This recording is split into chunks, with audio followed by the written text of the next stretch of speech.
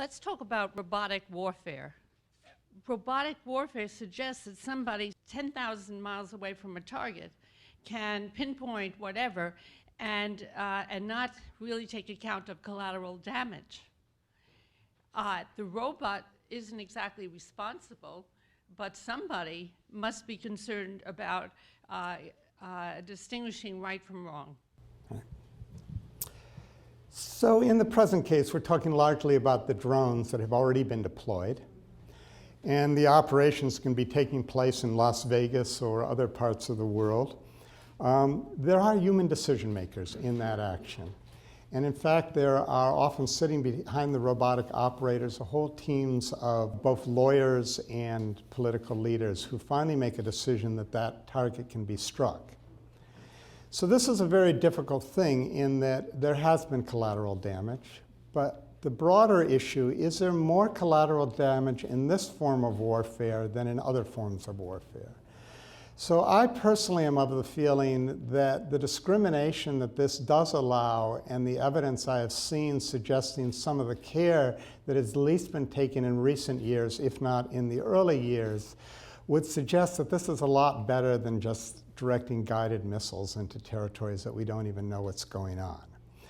And the bigger problem with drone warfare is we are violating international humanitarian law by sending drones into regions that we are not at war with. And that is the immediate concern.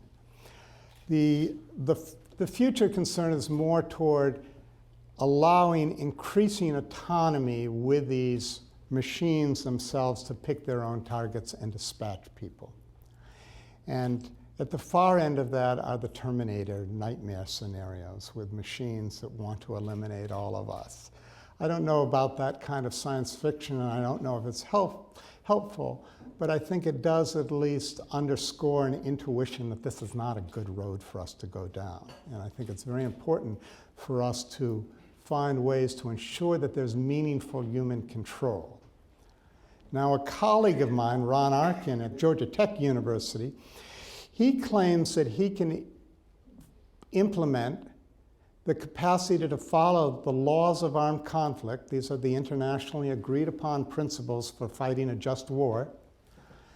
That he can implement the laws of armed conflict and the terms of engagements into robots so they will be more responsible than human soldiers.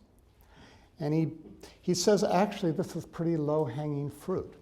And he bases that on research from the Surgeon General's office that shows the soldiers are not very good at following the laws of armed conflict. For example, a majority will not squeal on a buddy, even if he's committed a war atrocity. I think, though, Ron's being a little naive, and that those kinds of robots could only be deployed in very, very tightly constrained circumstances, because we don't know how to ensure that robots will have the discrimination to distinguish between what is a combatant and what is a non-combatant. Now, if a terrorist is dressed as a villager, we aren't so good at that either. But we do bring powers to bear, awareness, discrimination, that we don't even know how to implement in artificial intelligence at this stage of the game. And yet it seems like our government is intent on maintaining the right to produce such systems.